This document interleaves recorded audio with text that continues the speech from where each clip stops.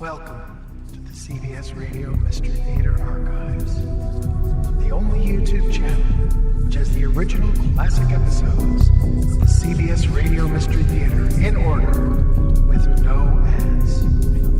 Thank you for listening, and now, enjoy the show.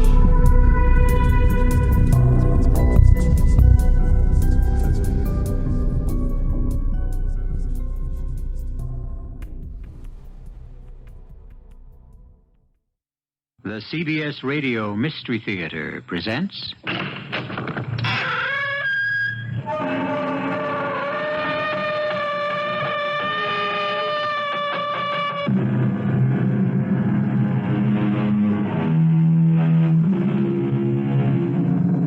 Come in. Welcome. I'm E.G. Marshall. Ancient civilizations are remembered for a variety of reasons. Egypt for her pyramids, the grandeur that was Rome, the glory that was Greece. But how about our own civilization? Sometimes in my darker moments, I wonder if perhaps ours won't be remembered as the creators of the sleeping pill, the little pellets that have brought surcease from care to so many, and, unfortunately, death to so many others.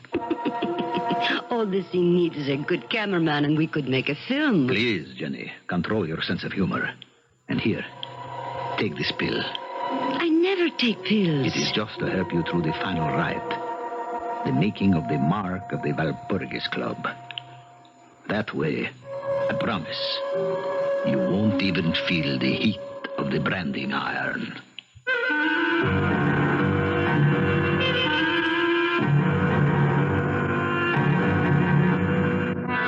Our mystery drama, Woman from Hell, was written especially for the Mystery Theater by Murray Burnett and stars Joan Lovejoy. It is sponsored in part by the Florida Orange Growers and Buick Motor Division. I'll be back shortly with Act One.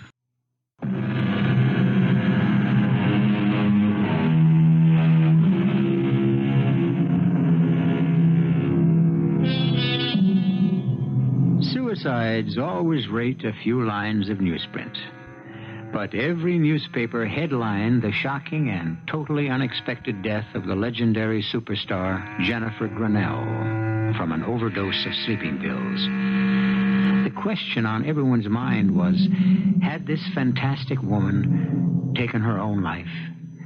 In Los Angeles, the medical examiner's office was off limits to reporters seeking the answer. One man, however, had been admitted, given a report, and now he walks slowly down the long corridor, out of the building, and into the bright California sunshine. Mr. Ducot! Mr. Ducot! I have nothing to add to what I've already said. Oh, you've got me wrong. I'm not a reporter. Here's my card. Darrell Jones, private investigator. I have no need for a private detective. But I need you. You see, someone's hired me to look into this death. Then I'm not the only one who feels there's something very strange about this so-called suicide? You can say my client has some doubts. And who's your client? Now, come on, Mr. Ducot. You know that information must be confidential. Good day, Mr. Jones. No, wait a minute. Where are you going? To my car. It's in the parking lot. Okay, if that's the way you want to play it. Have you ever thought how much better your chances are of proving your wife didn't commit suicide if you had some professional help? That was my introduction to Mr. Darrell Jones. Other introductions are in order. My name is Lawrence Ducot, the man who accompanied Jennifer Grinnell through life. Her only husband. But a husband who remained so discreetly in the background throughout her flamboyant career that only her intimates knew she was married. Nevertheless, I loved her, and I could not allow the world to believe she'd taken the coward's way out. And so I found myself in a quiet restaurant, drinking coffee with Darrell Jones. I'd like to know why you're so sure that Jennifer Grinnell didn't commit suicide. I should know. I was married to her. We lived apart, but we kept in touch. Oh, give it up, Ducot. You're never going to make anyone believe you and Grinnell had a close relationship. I was under the impression you were going to be of some help, but you're just the same as the police. I don't know why you bothered to ask me to talk. Because I'm getting paid to do a job, and you've made a lot of waves by going around insisting she never would have killed herself. I'm no expert, but don't most suicides leave a note? Not all of them, but more do than don't. There was no note. A point, but not conclusive. Do you believe in extrasensory perception? Now, there's something that would look great in my report. No hard evidence, but husband says that his ESP tells him Grinnell was murdered. How about a tape recording? You have a tape proving she was murdered? No, not exactly, but if you want to come out to my house, I think you'll find it interesting.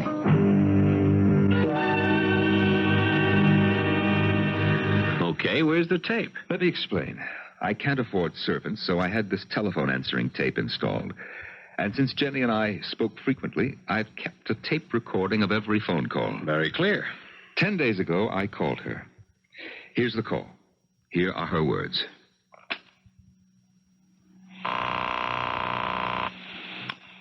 Hello? It's me, Jenny. Oh, Larry. I'm so glad you called. You're in trouble, aren't you? Yes. Money? Worse. Can I help? I was just writing a letter to you. You can tell me about it. Oh, no. No, not over the phone. You're frightened. Now, what is it, Jenny? The one secret I ever kept from you, my pet. Well, tell me. The letter I have just written to you, it should explain enough. Goodbye, love. You were so sweet to call. Jenny, don't hang up. Jenny. Now that you've heard that conversation, what do you think? I can understand why the police weren't interested. You don't believe that she was frightened? Sure. But of what? She didn't mention anything specific. If the police and the medical examiner say that Grinnell killed herself, I'm not about to argue with them. Well, then, why did you take the case? That's the way I earn my living. A client asks me to look into something, I look into it. That's why I'm here. But I'm not on anybody's side, and I don't like to make myself look like a fool, especially in front of the cops. I see. Now, she said something about a letter she was writing. Did you ever get it? No, she must have had second thoughts after she talked to me. I never received the letter. It was a lie. I had received the letter, but I felt that it would have been useless to show him. His mind seemed to be made up, and so was mine. Jenny had said one secret she never told me.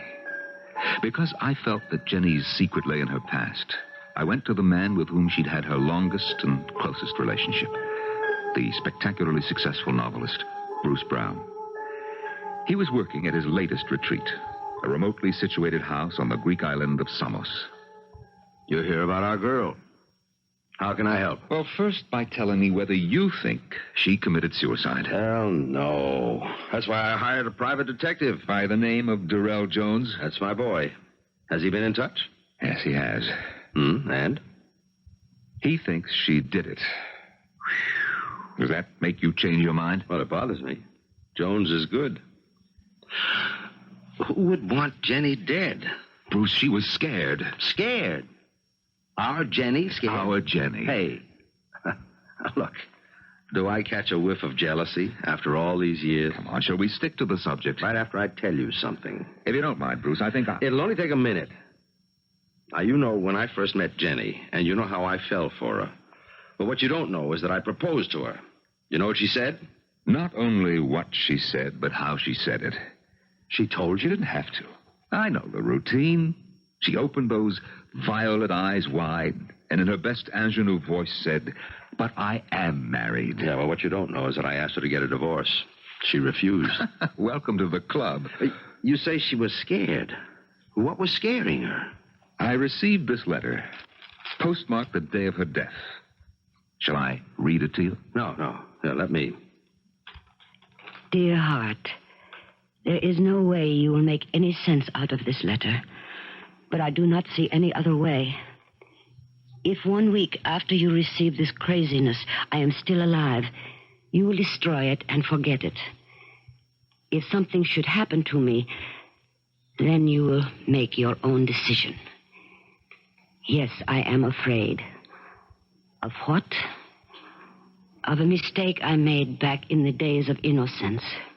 I never told you, but now it has come back to haunt me. But I also have another secret. I kept a diary. A diary? Jenny, a diary like any schoolgirl. I don't believe that. She's putting you on. Now, finish the letter and then we'll talk. I have written both too much and not enough. But for your own dear sake, I warn you, trust no one. No one. Adieu, Jenny. Well, what do you think? I think if this letter had been written by anyone but Jenny, I'd say it was a woman who was going insane. But with Jenny, well, there's no question she was scared. And fear, well, fear is just the wrong emotion to associate with Jenny. If we think that way, we're not going to get anywhere. But where do we want to get? I want to get whoever killed her. You think we can? She has the answer in her diary. You know where it is? I have an idea. Excuse me a moment. Yeah? Bruce, this is Jones. Yes, Jones. You got something on the Grinnell case? Look, I'm calling to tell you that there is no case. The dame took an overdose of sleeping pills, period. There wouldn't have been any talk at all if it weren't for her husband. He made news just by turning up. Very few people knew that she was still married to him. Well, did you talk to him? Oh, sure. I even listened to a tape of a phone conversation he had with her, but that just proved she was upset. Larry, did you show Jones the letter? No. Hello? Hello, you still there, Bruce? Yes, I'm still here. Oh, look, I haven't got a single clue that points anywhere except to suicide. Okay, you've made your report. I want you to stay on the case. For how long? Until I tell you to quit, or until you tell me you're quitting. Okay. You're paying a hell of a price for what I think is plenty of nothing. I understand. You keep pitching, and I'll keep the money coming. Bye. That you heard, Larry. Yeah, I heard. He's convinced it's suicide. I'm glad you didn't tell him about Jenny's note. But I didn't because you didn't, and come to think of it, why didn't you? Because Jenny specifically wrote for me not to trust anyone. But you've already disregarded that bit of advice by telling me. What Bruce Brown said was true. But I hadn't told him everything. I hadn't told him that Jenny's favorite song was La Vie en Rose, or that I felt Jenny was trying to tell me something about the diary and how to locate it. That's why I stood on the cobblestones outside Rene Pergamo's florist shop on the Rue Clichy just 2 days after I talked with Brown. Rene's window, with its usual bounteous and beautiful display, brought back memories. And as I stood there, Rene himself came rushing out. Monsieur Duclos, monsieur, may I express my condolences and shock at this sad news. When I heard, I could not believe. I know, Rene, thank you. Come inside. You're most welcome, mon ami, and expected. Expected? But of course. A few days ago, this little package arrived from Madame, addressed to you and marked, hold for arrival.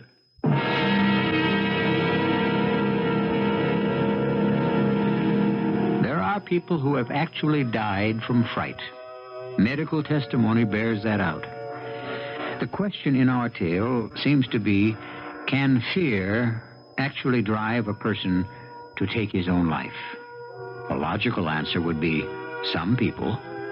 But would a woman like Jennifer Grinnell be driven to this act of desperation? We'll be back with the answer right after these messages.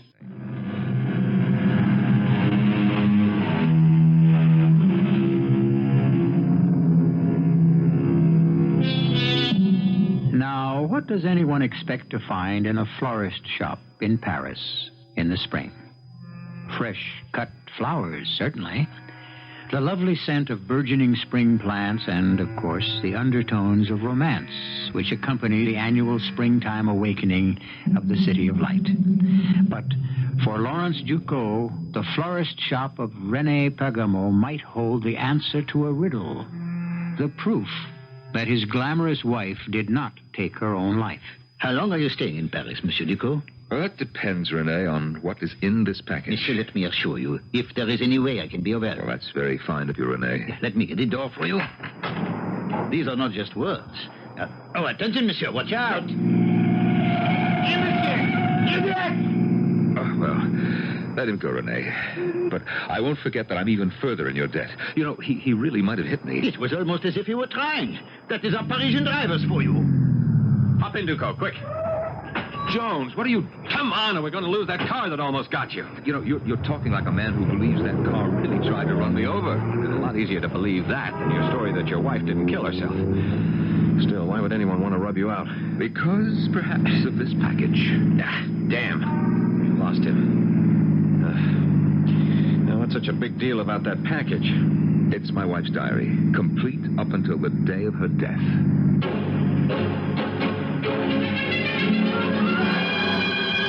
Do you intend to follow me wherever I go from now on? I think you need protection, Ducot. Well, maybe, but I can't afford your fee. Don't let the fee worry you. I'm already being paid. Oh, room service, please. Is your client paying for this, too? Of course.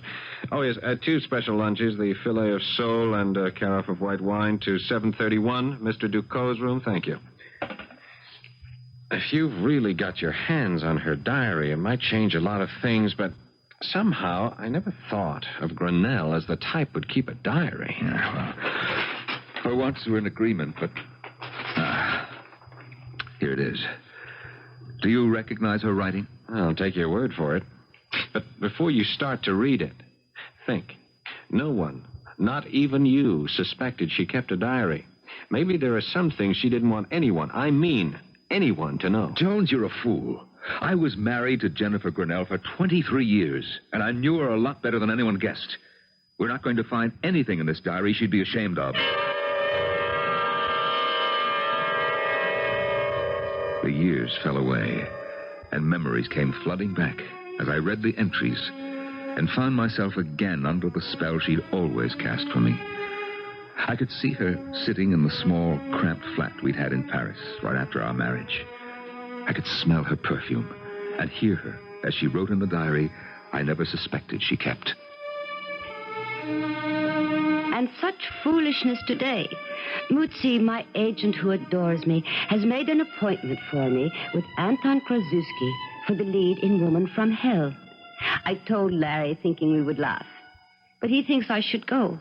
I told him I would, but I refused to make a fool of myself. Jenny, are you home? Larry! I will give you only one guess what we have for dinner. Did you go to see... But a small clue. It is heaven. Well, what about Krasuski? Did you like him? What did he say? Oh, he said I was a fat cow who would be fine as a milkmaid, but to play the lead in a picture as big as Woman from Hell... Oh, you're lying. Of course. I did not go. It would have only been a great waste of time. Yes? May I speak with Jennifer Grinnell? Who's calling? Who is it? Krasuski. Your waste of time, Anton Krasuski. Now, young lady, you will tell me why you failed to keep an appointment with Anton Krasuski yesterday. May I have a light, please? Do you want the part? Are you offering it to me? Here is your light. The part can be yours, depending. Depending? On how much you really want it. Why do you choose me, an unknown actress dreaming of a career, for the lead in the most important film of the year? Because I have seen your nightclub act. Because your insolence and your beauty are perfect for the part. Well, pardon me for being slow, but I thought there were other considerations. Only one. Join the Walpurgis Club. The Walpurgis Club. And what is that? A club of witches? Exactly. It was a desolate house in the country, lit only by firelight and candles with weird music, and people drunk, not with liquor, but with some kind of frenzied belief in the magical power of the devil. As Krasuski took me through the various rooms, he watched, and then asked perceptively, You find this amusing? That disappoints you? Not at all. But I must warn you that this is literally playing with fire. With hellfire? A most exact description. And now I would like you to see the altar. The altar is impressive, but I was more impressed with the worshippers. They believed, and people who believe as deeply as they did can be dangerous. Krasuski was most cordial today when I again visited his office. It is my belief that you were born a witch. I only wish to reawaken your slumbering destiny, as I'm sure I can make the hidden fire in your eyes burst into flame with the proper caresses. No doubt. But just what plans do you have for me in the Walpurgis Club, if I should join? You will be a star, believe me. The club has helped me in my career, and I know we can help you. I will do as I always have, help myself. What I was asking was, what does the club expect of me? Only to recruit members. And suppose I should fail? You fail? Unthinkable. But we are not monsters. As long as you sign the membership papers and are bound by our rules, you will find us most agreeable. You know enough about me to know that I like to make my own rules. Not in this game, Sherry. Not in this game. Ever. How can I tell Larry the truth? He smugly keeps reminding me that he was right about me getting the part in Woman from Hell. How I ache to tell him about the Walpurgis Club. But I cannot. And even if I did, he would just laugh and dismiss it as a silly joke on Krasuski's part. I must admit I felt the same, but there are certain things that worry me.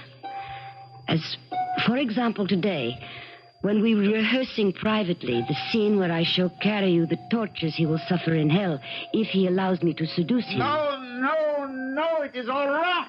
And how many men have you seduced, Anton? You will listen to me, because when this man takes you in his arms, he is doomed for all time. If you do not believe, how do you expect the audience to believe? This is your picture. And you are the woman I chose. A woman from hell would know.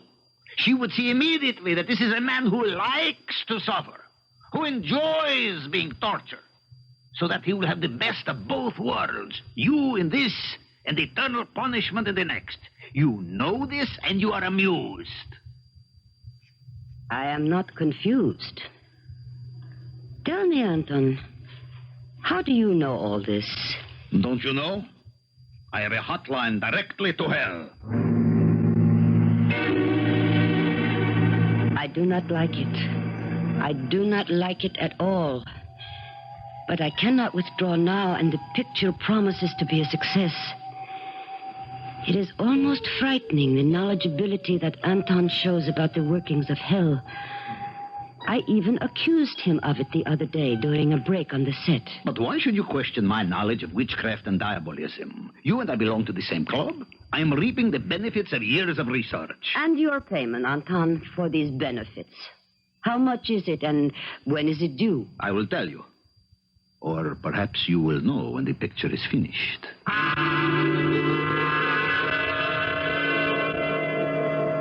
I loathe fidgety men, and Anton has become extraordinarily fidgety. He has also become a bore about other men. He blames everything upon Hollywood and the Klieglit frenetic quality of our success. But this is nonsense, and he knows it. When are you seeing him again? You mean Bruce? You are forgetting an obligation to the club to which we both belong. I cannot help it if I am not a good saleswoman. Isn't that an understatement? Your record is immaculate. Not one convert to the Walpurgis Club since you became a member. Remember, I warned you about the possibility of my failing. I remember. And now it is I who have to warn you. Either Bruce Brown becomes a member, or you will suffer severe consequences. They overestimate my influence on Bruce. They know just how infatuated with you Bruce is, and you have never really believed, have you, Jenny? And you won't until it is too late. However, we have a problem. We? Do you mean you, the club, or me? All of us. You remember Jacqueline Fournier? Of course. Then you may also remember that she was announced for the part that I gave you in Woman from Hell. Must we go through this ancient history? I am afraid we must. You see, she has heard rumors about the Valpurgis Club, and she threatens to do a whole expose, claiming you got the part through witchcraft. Let her. The club does not think that would be wise. Then let the club stop her. That is just what they intend to do. Fournier can be appeased. With your influence, you could get her a part in a picture and she would be happy. I do not pay blackmail. I told them what your answer would be. But, Jenny, for your own sake, get Bruce Brown to join the coven.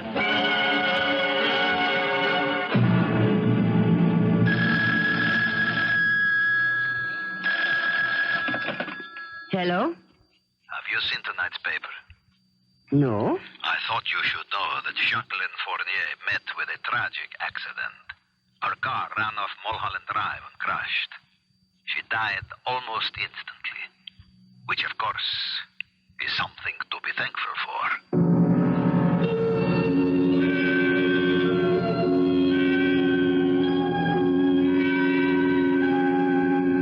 Accidents can happen anytime, anywhere. And today, everyone knows what you mean when you designate a person as accident-prone. On the other hand, would we be so willing to say someone was accident-prone if we knew that a coven of modern witches wanted that person dead? That knowledge bothered even the strong-minded Jennifer Grinnell. I'll be back shortly with Act 3. One of the most famous and dramatic moments in the theater occurs in the play Peter Pan, when the actress playing that immortal boy turns to the audience and asks them to applaud if they believe in fairies. Invariably, the house breaks into a storm of applause. However, would the audience response be the same if the actress asked for applause from those who believe in witches? That was precisely the problem that faced Lawrence Duclos as he tried to prove that his wife didn't commit suicide. Her diary asked him to believe in witchcraft. Now, if you want to waste some more time, we'll continue reading the diary, but my advice would be for you to burn it. Less than 2 hours ago, you were all enthused over the chances of finding the answer to Jenny's death. And now... You're not thinking, chum. You started all this because you wanted to clear the stigma of suicide from your wife's name. And I still do. Even if you now brand her as a believer in witchcraft, a wheeler-dealer in the occult who built her whole career upon a deal with a coven of modern witches? I don't see that it has to be put just that way. And I'll make my decision when I've finished reading the whole diary. And so I reopened Jenny's diary, and again found myself reliving those days when Jennifer Grinnell was Hollywood's biggest star, and I, her husband, was a forgotten man, while her romance with America's favorite writer, Bruce Brown, headed the list of items in every gossip column. Hello? Jenny, it's me. I'll pick you up at the usual place at 9. Oh, that is not possible, Bruce. Why, what's up? I thought we had gone beyond questions. Well, I thought so, too, but that was before we stopped seeing each other. Or haven't we stopped seeing each other? More questions? I'll pick you up at 9. No, not tonight, really. Tomorrow? I suppose I owe you that much, love. You don't owe me a thing, and I'll explain when I see you tomorrow. Tomorrow will be the last time I see Bruce. It is something I have refused to face for too long now. But I am afraid I believe that the Walpurgis Club is an evil and vicious thing. If they are not witches with supernatural powers, then they are criminals. Because I cannot believe that Fournier's car crash was an accident. And I will not even talk to Bruce about joining. Poor Anton.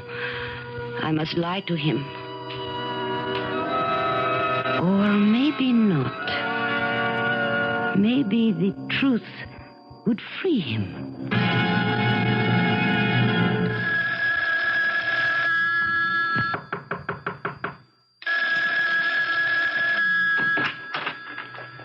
Come in, Anton. Isn't that your phone I hear ringing? Yes? Why don't you answer it? You know me better than to question me, Anton. I do what I choose. If I do not want to answer the phone, I do not. Because you know very well that was Bruce Brown calling, and you did not want to talk to him. So? You have deliberately broken off your relationship with him. And if I have? If you have done something I have never known you to do since we met. You have broken your word. So I have. And it is about time you should find the courage to break yours also. Don't talk to me of courage. You could continue to see Bruce Brown and never bring up the question of his joining the club. But that way you might get him into trouble if the club members are really witches and warlocks. So you take this coward's way out, and it ruins me. What can they do to you? For starters, they can take me off the picture. I will not allow them to do that. They have already done it. Will you answer the phone? What do they expect to gain by punishing you? First, discipline for the ranks. I was the one who recruited you, and that was an error. 2, they think perhaps out of a feeling for me, you will change your mind about trying to recruit Brown. Ridiculous. Yes, I know, but you will suffer too. Just wait until you see the new director. At this point, I closed the diary, and Jones looked at me inquiringly. Had enough, Ducot? Now I understand what Anton Krasuski was trying to tell me. You went to see him. When? As soon as I heard he'd been taken off Jenny's picture and replaced by Luigi Ferrelli. You seem to be pretty buddy-buddy with a lot of your wife's lovers. We had a lot in common. Would you like to hear what happened when I went to see Krasuski? Well, I'm still on the case, and my report has to be written. Go ahead. Of course, you never knew Krasuski, so you wouldn't have noticed, as I did, the changes as I approached his house. It used to be crowded and well lit, and this night it was empty and almost deserted. I crossed the driveway, rapped on the door.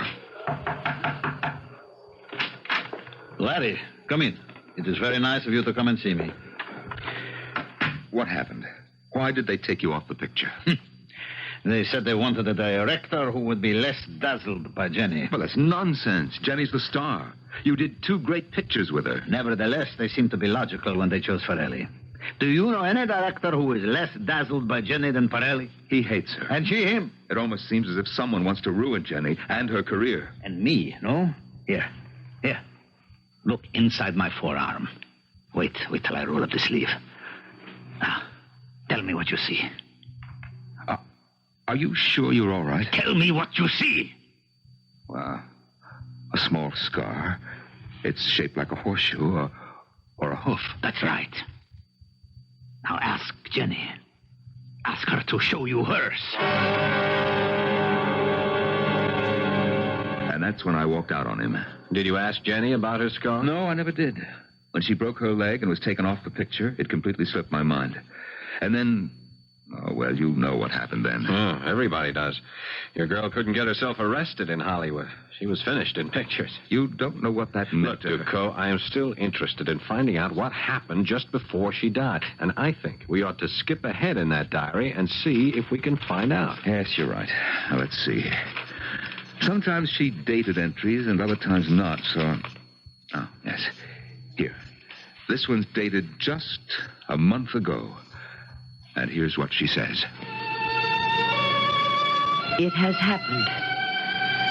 I suppose I should have known that someday it would happen. But I really thought I was finished with the Walpurgis Club. So many years had passed, and no word from them. And so it came as a surprise when I did hear, and in a way I never would have expected. My agent phoned and told me that Tyler Campbell wanted to see me. I'll confess, I felt some of the old excitement of meeting a talented motion picture director. I've always been one of your greatest fans. Every scene in Woman from Hell is etched indelibly on my memory. I'll quote the dialogue for you if you like. Would not you be embarrassed if I said, please do?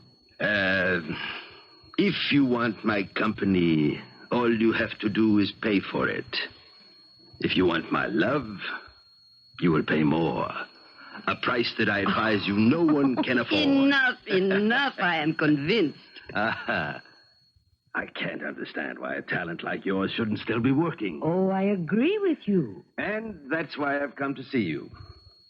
How do you feel about trying a comeback in a film I'll direct? Of course, I wouldn't expect a commitment until you'd seen the script. You haven't even asked what the film will be about. Well, I was not up to that in my mind. Mm-hmm. It's about witchcraft. Oh? Does that turn you off? Well, it is too soon to say. You know I don't do ordinary films, Miss Grinnell. Yes, I know. And I assure you the film is well worth doing. Today, witchcraft is in. But I intend to use it somewhat differently. I see you as fate. Beautiful, enigmatic, and inescapable. Interesting. Good.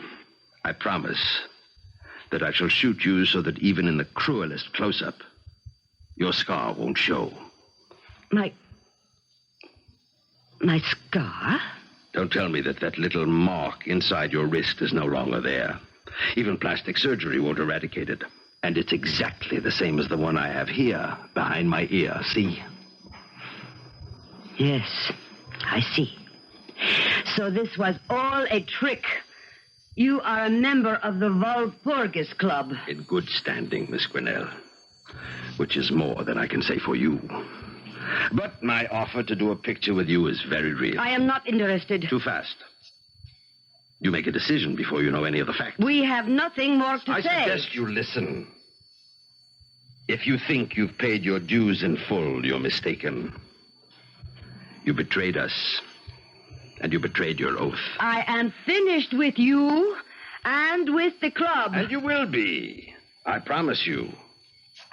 Do one small favor, and you'll be a big star again. And no strings attached.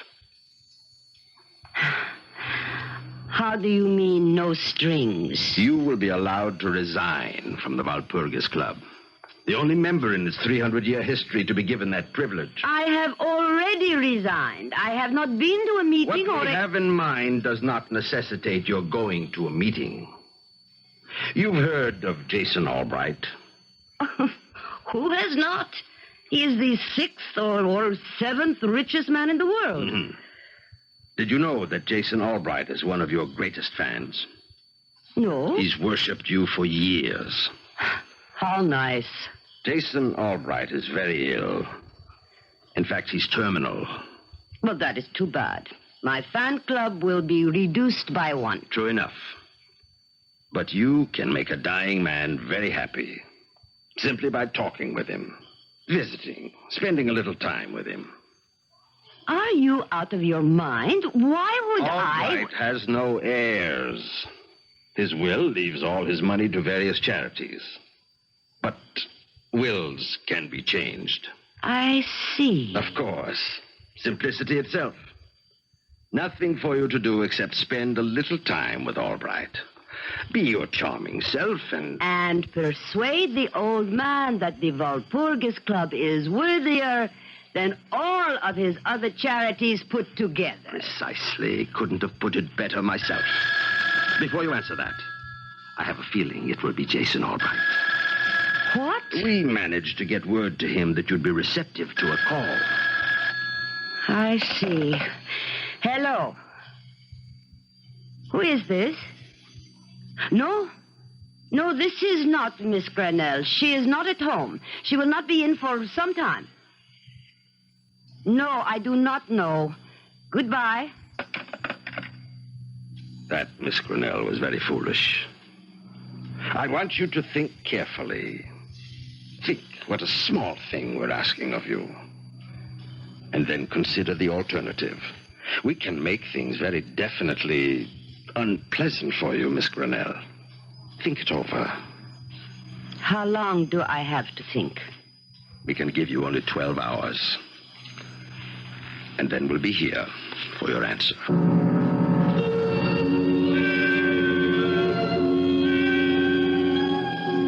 What alternative do I have?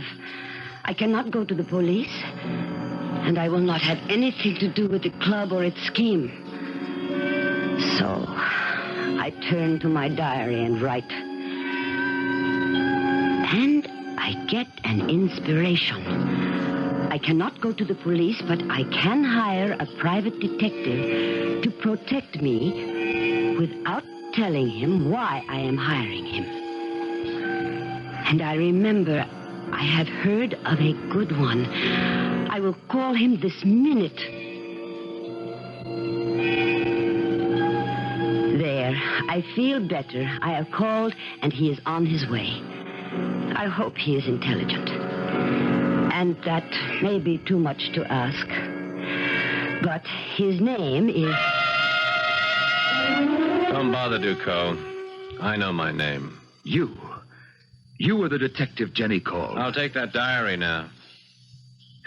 If you look closely at my wrist, you'll see the mark that her diary described so well. And now, of course, you understand why the cause of her death must remain a suicide.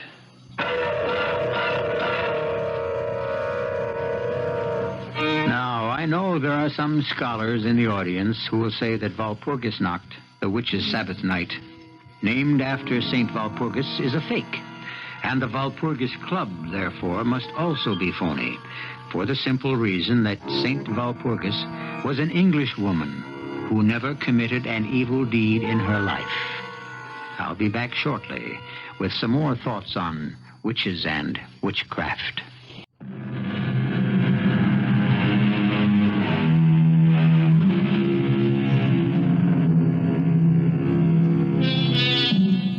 Witches and warlocks have been part of man's history and development since the beginning of time. And frightening demons and demonology abound in the history of civilization.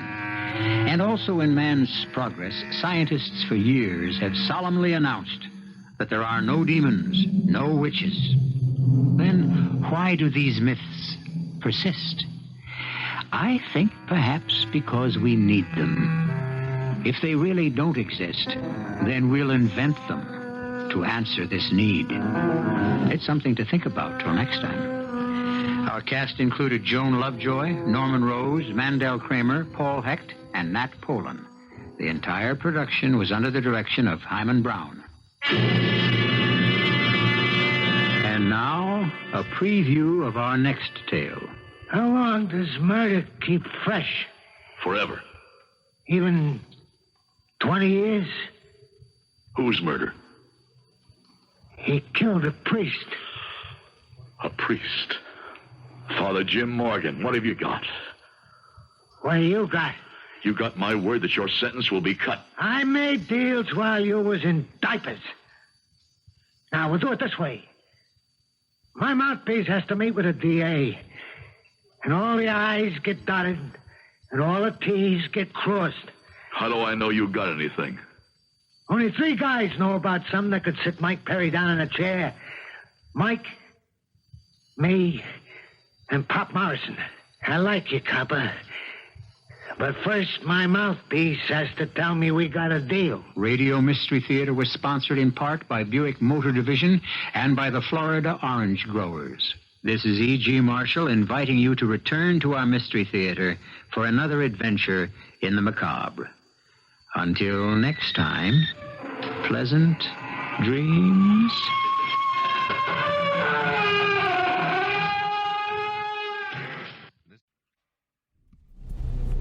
I hope you enjoyed this episode of CBS Radio Mystery Theater.